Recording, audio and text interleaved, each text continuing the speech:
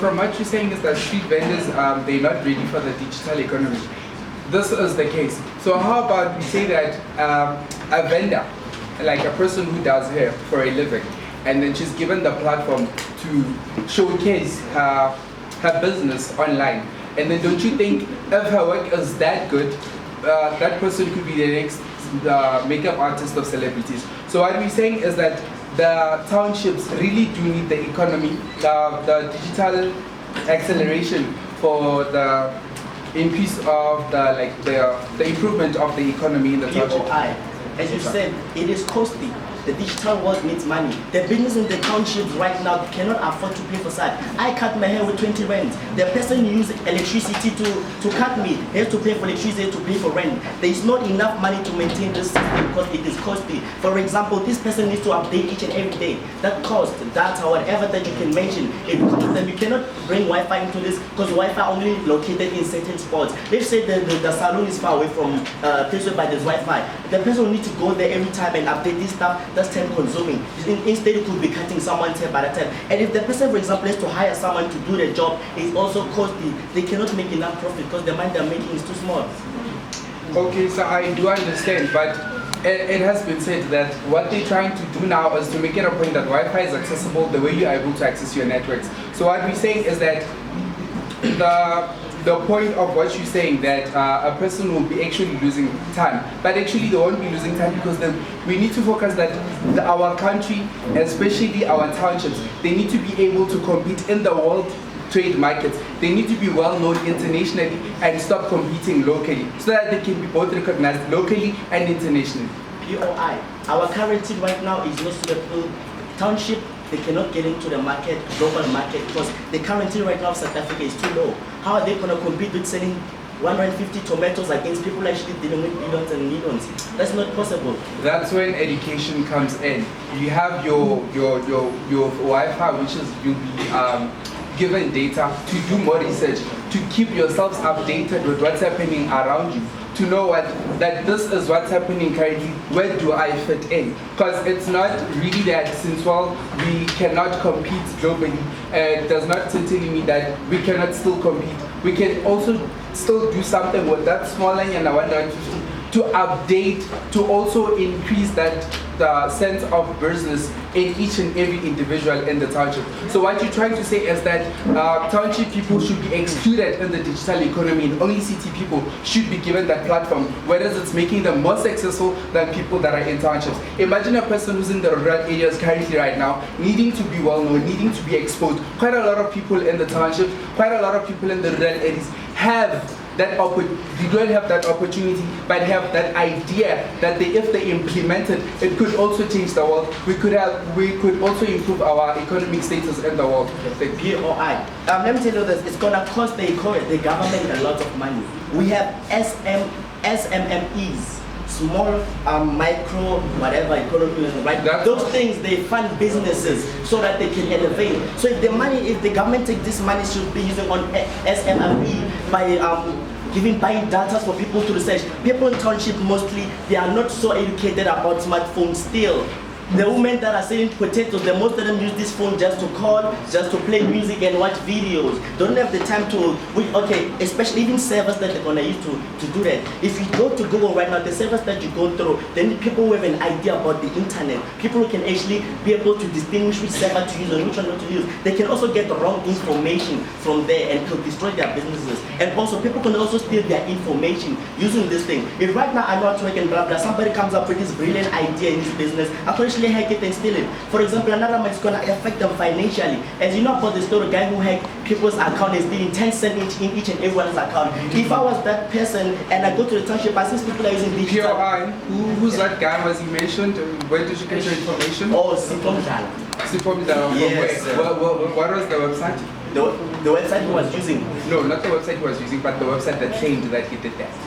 Oh, it was published on the news. You better check the SNBC one. Cool. So what you're generally trying to tell me is that, so meaning that people from the townships should be excluded from the digital economy. They are not. Let me tell you something. Okay. When you say we cannot involve them, I want to elaborate it. When you say exclude, you make it sound harsh. I don't want it to sound harsh. I want to show you this. What happens is even the legislation right now of South Africa cannot allow that to happen right now in townships. We are not excluding them, but it's not the better time for them. Everything has its own time. Right now is not the time. Right. I'd like to call a spade a spade. So what you're saying is showing that you're a corrupt leader already. You're not giving your people enough opportunity.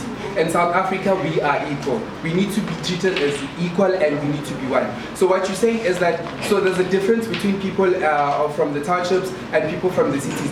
Why don't the government invest on those people? That's why we have what we call the Department of SMMEs that deals with such cases where people get funding, where people are encouraged to also develop their businesses on the digital world. And you also have private sectors, for instance, Telkom partnered with the NYDA to empower the youth that is in the townships, that people, this is what's happening. We need to move with the trend. The trend is economy is now accelerating digitally, so we need to also advance to that stage where we're able to say, okay, fine, I can compete with a youth from USA, I can also compete with any youth from the UK, because we need to be on the same level so that the economy of the country can improve, so that the rand could be stable and be strong. Instead of us ignoring such issues in the townships, we really need to go back to basics and remember who you are. Remember that you started off in a township,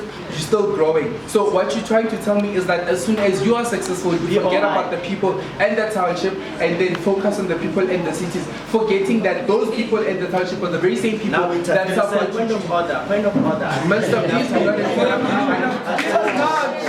What happens is, you are talking about competing with international. Our current team right now, currently, we cannot afford to be there. And another point, the money that these street vendors and small business they are making, it cannot be able to sustain them in the market because their families to feed with the same profit they make for. They have to pay for rent, they have to pay electricity, all those. And then what's the future of investments if that's what you're trying to tell me? Okay. That's why we have private sector that there's what we call CSI, where like companies could also contribute to the advancement and the improvement of the economy.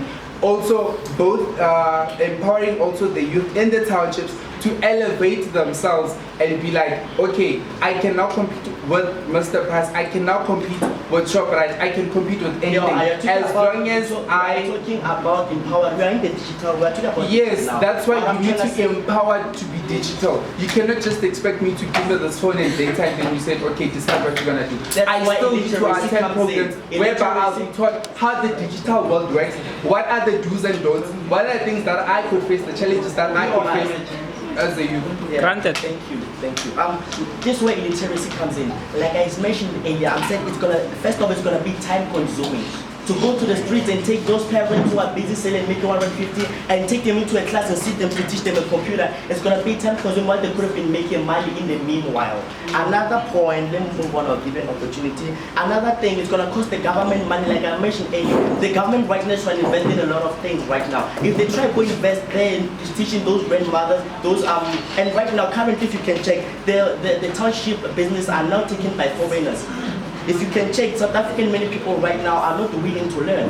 If you check that, they are more occupied by drugs and certain things. They don't have the time to be going to classes and trying to learn, unless they are more focused about money. Because they hate reading first of all. We both know that as black people, we hate reading first of all. So when you're gonna sit them down and want to try to make them read, it's gonna take time, it's gonna be consuming, it's gonna cost money, it's gonna cost a lot of time. Okay, cool. So what you actually telling me is that the government is not doing enough about the people that are in drugs and everything. Question is, why do those people do that? It's simply because they're not economically empowered, they're not digitally empowered, they're not educationally empowered. So as soon as you sort that out and they're able to compete, as I'll keep on saying this, that we really need to emphasize that person, whatever business that you do, you're not doing it for yourself and you're not doing it for your own profit, but you're also doing it to elevate, to also create employment, and that's when we'll avoid such cases of people taking drugs and anything.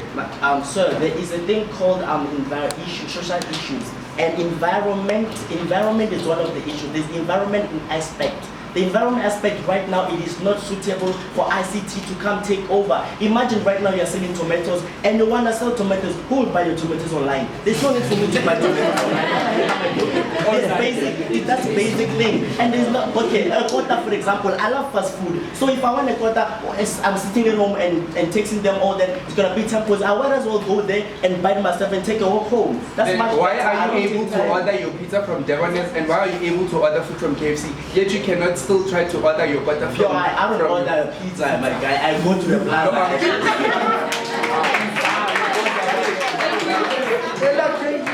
There's one point. Like we're done. Thanks.